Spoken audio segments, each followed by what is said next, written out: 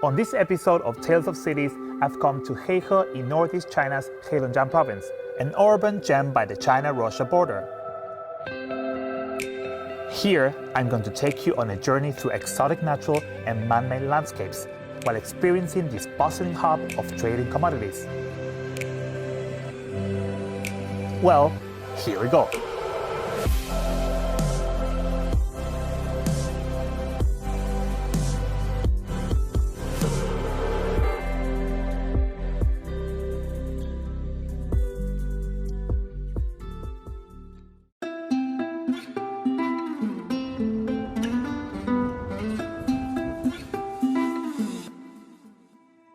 The city of Heihe and Russia's Vudalianchi face each other right across the Heilongjiang River. It is so cool to sail on a boat along the river where I can have a perfect view of the charms of the two countries. It's a rainbow that crosses the border! Capitalizing on its geographic advantages, Heihe has lifted the China-Russia trade ties to a higher level, enjoying rapid cross-border e-commerce growth while enriching people's online and offline shopping experience. In order to prepare a meal for my next stop, which I'm not going to spoil for you until we get there, I've come to this huge store that sells imported Russian food and snacks. Let's see what we can get to cook to fill our stomachs.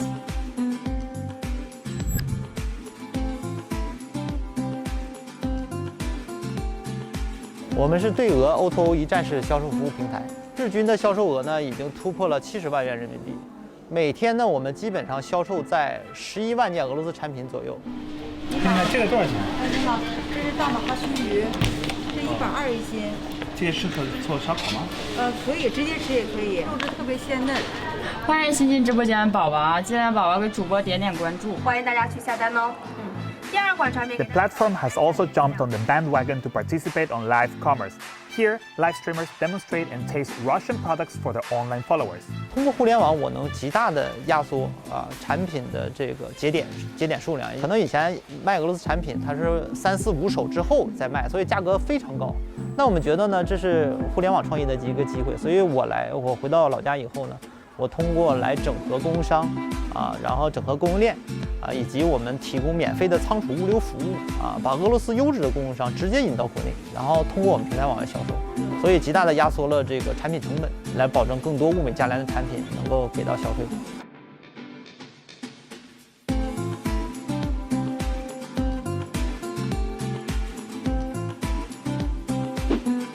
So I got fish, I got meat, and I got kind of different sausages. I think I've got all the ingredients for a special dinner tonight.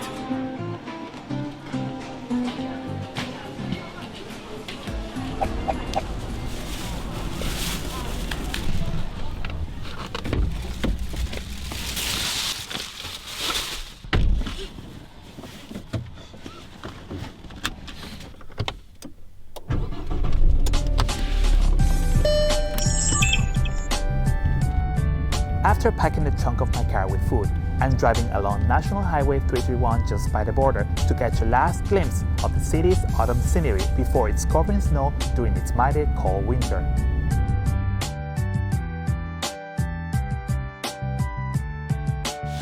I'm by no means a good chef, but it's time to turn my groceries into a special picnic.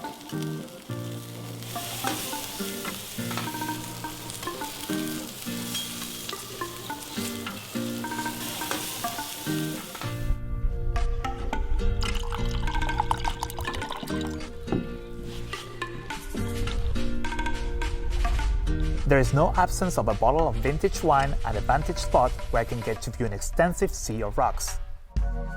These are no ordinary rocks though. They are blocky masses of lava spewed by a volcano eruption that dates back 280,000 to 340,000 years ago. That's right. Now I'm in a huge volcanic area the size of 720 square kilometers. There are 5 lakes here that were interconnected by a volcano eruption, and they are called the Wudalianchi, meaning 5 connected lakes in Chinese. The gigantic volcanic cluster mainly consists of 14 young volcanoes with heights between 400 and 600 meters. The last eruption of these volcanoes occurred around 300 years ago. But for volcanoes, 300 years is not long at all. Centuries later, humans and wildlife have already reshaped the landscape to what we see today. With its wealth of geological features, Wudalianchi is celebrated as a natural volcanic museum and a living textbook on volcanoes.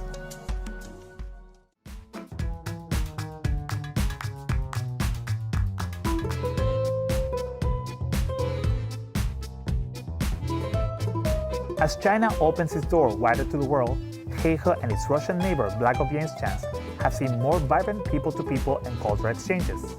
One type of artwork has made its way to Russian art galleries thanks to the passion of Tao Dandan, who has been bonding her life with birch bark culture since she was a little girl. 桦树皮文化呢，是我国北方狩猎民族的传统民间手工艺，是我们国家非常重要的非物质文化遗产之一。桦树皮画呢，就是从最早的、最传统的制作工艺，像粘贴呀、镶嵌这种，转变到现在这种桦树皮自然纹理画，就是利用整张的白桦树皮的天然的纹理和结疤，经过熏疗、烫化刻，然后利用这种天然的美稍作加工。做的那种天人合一的那种感觉。At the age of 23, Tao set up her own workshop. She has opened various training classes free of charge for school and communities, teaching people from all walks of life the history of birch bark culture and the ABCs of the craft. 因为我的性格比较内向，就总喜欢做手工的东西。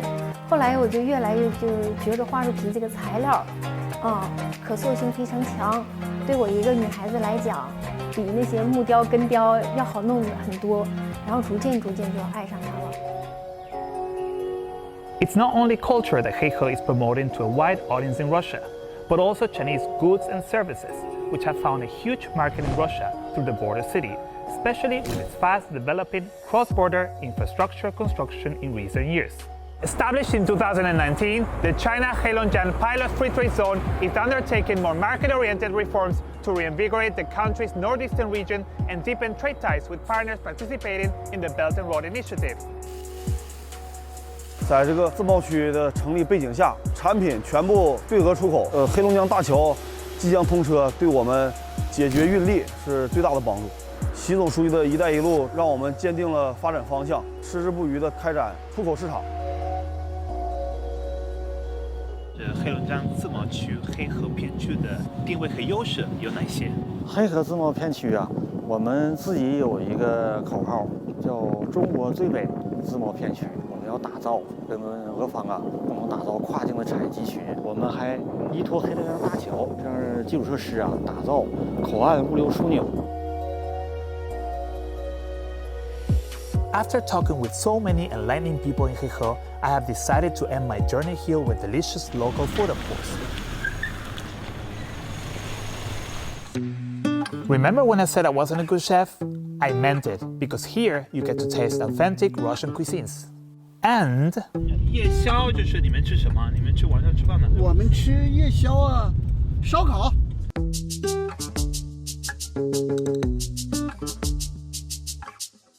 你喜欢吃？我喜欢吃，我都能吃啊。多少钱？我给你算。15，你看看给多少算多少。就给20就行。